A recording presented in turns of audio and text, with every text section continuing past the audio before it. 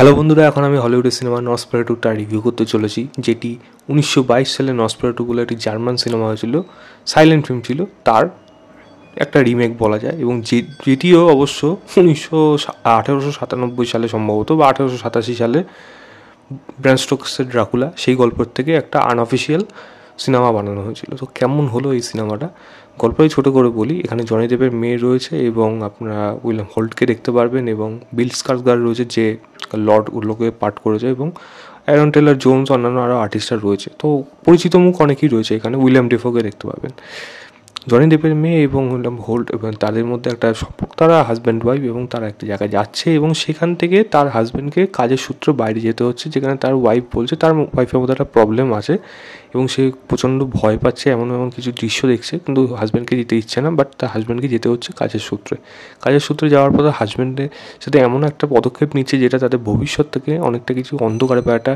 Dark সাইডে নিয়ে যাচ্ছে। এবং সেখানে এই মেয়েটিও এমন কিছু করছে যেটি তার পূর্ববর্তী সময় তার কিছু এমন হিস্ট্রি ছিল, বা বলা যায় তার কিছু এমন ঘটনা সে ঘটিয়েছিল যার এখন তার রেজাল্ট হিসাবে তাকে এখন সেগুলো ফেস করতে হচ্ছে। এবং লর্ড অরলক কীভাবে এদের এই লাইফের মধ্যে জড়িত রয়েছে, এবং ভ্যাম্পায়ারের যেহেতু নসফেরাটু মানে ভ্যাম্পায়ার, সে অরলক কীভাবে এদের লাইফটাকে বলা যায় হেল করছে না হেভেন করছে, সেটা আপনারা দেখলে বুঝতে পারবেন। এবং এই গল্পের মধ্যে যে স্যাক্রিফাইসটা রয়েছে এই মেয়েটির, সেই স্যাক্রিফাইসটা কোন জায়গায় যেতে পারে এবং কী কারণে সেই স্যাক্রিফাইসটা হলো, এর থেকে বেশি জানতে হলে আপনাকে প্রাইমেটা অ্যাভেলেবেল আছে, না হলে উপায় আছে আপনারা দেখতে পারেন। আর যাদের এখন থিয়েটারে অ্যাভেলেবেল আছে তারা গিয়ে থিয়েটারে দেখতে পারেন। তো যদি জিজ্ঞেস করেন কেমন হলো, আমি বলবো এটা একটা ওয়ান টাইম গুড ওয়াচ হিসেবে আপনি সিনেমাটাকে দেখতে পারেন। এক্সট্রা অর্ডিনারি যে এত কিছু লোকের মাতামাতি করছে একেবারেই না। কিছু জিনিস ডেফিনেটলি ভালো আছে, কিছু জিনিস সত্যি খুব ভালো আছে, এবং কিছু জিনিস এমনও রয়েছে যেটা নিয়ে লোকে জাস্ট হাইপ করেছে, ওগুলো একেবারেই হয়ে ওঠে না। যদিও যাই হোক, তুমি গল্পের কথা বলি, যে গল্পে যদি আইডিয়া হিসাবে বলি, আমি কিন্তু গল্পের আইডিয়াটা কিন্তু একেবারেই খারাপ নয়, সেটাকে কিন্তু আমি ভালো বলতে পারি। এবং সেখান থেকে যেই দিকটা উঠে আসে, যেই সময়টাকে রিক্রিয়েট করা হয়েছে, সেই প্রোডাকশন ডিজাইন হোক, কস্টিউম ডিজাইন হোক, সেই ইরাটাকে ক্রিয়েট করা হোক, সেই প্রত্যেকটা জিনিস কিন্তু আপনাকে ফিল করাবে একেবারে সত্যি একটা মনে হবে না এরকম ঘটনা এই সময় যেন দেখছি, এবং সেটাই যেন পুরোপুরি বাস্তবে উঠে আসছে।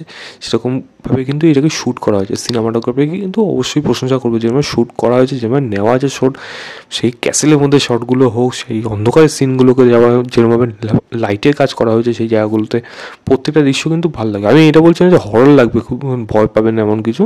অ্যাটমসফিয়ারটাকে ক্রিয়েট করা বা সেই অ্যাম্বিয়েন্সটাকে ক্রিয়েট করা, সেইগুলোর দিক থেকে কিন্তু আপনার সেই জায়গাগুলো কিন্তু ভালো লাগবে। সিনেমাটোগ্রাফি অবশ্যই প্রশংসা করবো, সঙ্গে কস্টিউম, প্রোডাকশান, মানে সেট ডিজাইন, প্রত্যেকটা জিনিসকে কিন্তু এখানে প্রশংসা করার মতোই হয়েছে এই কাজে। প্লাস এখানে পারফরমেন্সের যদি কথা বলি, জনি দেবের মেয়ে সে দারুণ পারফর্ম করে গেছে, হেভি পারফর্ম করেছে, সত্যি ফাটাফাটি। মানে আর পারফরমেন্সের ধারে কাছে এখানে কেউ আসতে পারেনি, এই জিনিসটা বলতে পারি। যদিও বলবো যে উইলিয়াম হোল্ট বা অ্যারন টেলর জনসন হোক, বা এখানে উইলিয়াম ডেফো হোক, প্রত্যেকেই কিন্তু এখানে ভালো পারফর্ম করে গেছে, প্রত্যেকের পারফরমেন্স কিন্তু এখানে ভালো। বিল স্কারসগার্ড যাকে বলে যাচ্ছি, অবশ্যই ভালো। মেকআপের কাজ এখানে খুব ভালো করা হয়েছে।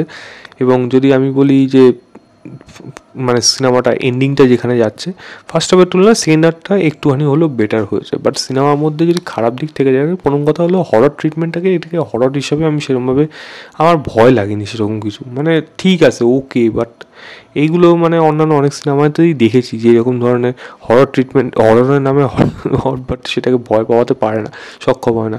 এখানে তো করতে চায়ও নি, বাট সত্যি আমার সেরকম কোনো ভয় কিছু লাগেনি, বরং গা ঘিনঘিন করেছে, এরকম একটা ব্যাপার থাকতে পারে। তো একটা যদি ইরিটেটিং ব্যাপার আপনার মধ্যে থেকে থাকে, যে এরকম জিনিস আপনার অসহ্যকর লাগছে, মানে পাখির মুন্ডু কেটে ছিঁড়ে খেয়ে নেওয়া হচ্ছে, গলার রক্ত ছিঁড়ে খেয়ে নেওয়া হচ্ছে, সেই জিনিসগুলো আপনি দেখতে পারেন, সেইগুলো আপনার ভালো লাগতে পারে। আদারওয়াইজ আপনার এগুলো খারাপ লাগবে।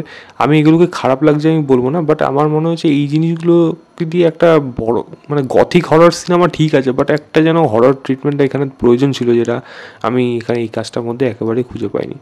প্লাস মানে ফার্স্ট হাফটা যেহেতু স্ক্রিন প্লেটা দেখুন, প্রচণ্ড বোর লাগছিলো আমার সিনেমাটা দেখতে। খুবই যে এক্সট্রা অর্ডিনারি কিছু হয়ে গেছে তা না, বোর লাগছিলো কিছু কিছু জায়গাগুলো। যেহেতু কিছু কিছু পারফরমেন্স দারুণ ছিল, তার জন্য সিনেমাটাকে আমি খারাপ একেবারেই বলতে পারছি না, বাট স্ক্রিন প্লে লেভেলে সেই দমটা নেই, আমাকে সেরকমভাবে এনগেজ করতে পারেনি। প্লাস হিরো হিরোইনের কেমিস্ট্রি এখানে ভালো না, বা হিরোইন যে লাস্টে স্যাক্রিফাইস স্যাক্রিফাইস করছে সেই স্যাক্রিফাইসটা কোনোভাবে ফিল করা যায় না।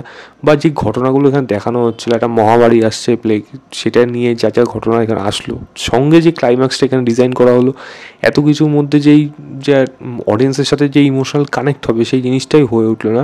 এরকম ইমোশনাল কানেক্ট অন্যান্য হরর সিনেমাতে অনেক সময় হয়ে যায়, বাট এই সিনেমার মধ্যে সেই দমটা নেই। অনেকটা বড় হওয়ার সত্ত্বেও সিনেমাটা কিন্তু আরও ছোটো করা যেতে পারতো, যদি এরকমইটা ট্রিটমেন্ট রাখার কথা ছিল। এতটা লেন্থ আমি রাখবো, বরং বলবো আমি এইরকম লেন্থে রাখা হলে আরও এখানে মানে রাইটিং লেভেলে আরও বেশি ইমপ্রুভমেন্ট প্রয়োজন ছিল, যেটা আমার মনে হয় এই সিনেমাটা মিস করে গেছে। যেটার জন্য আমি এই সিনেমাটাকে একটা ওয়ান টাইম গুড ওয়াচ হিসেবে আমি এটাকে প্রেফার করবো। একেবারেই মাস্টারপিস একেবারেই কোনোভাবেই বলবো না এই সিনেমাটাকে। জাস্ট লোকে এগুলোকে নিয়ে মাতামাতি করছে, এইটাই জাস্ট বলার আছে এই সিনেমাটা দেখার পর। যাই হোক, এই ছিল আমার ওভারঅল রিভিউ নসফেরাটু বলে সিনেমাটা। ভিডিওটা ভালো লাগলে লাইক শেয়ার, চ্যানেলটাকে অবশ্যই সাবস্ক্রাইব করে দেবেন। বাই।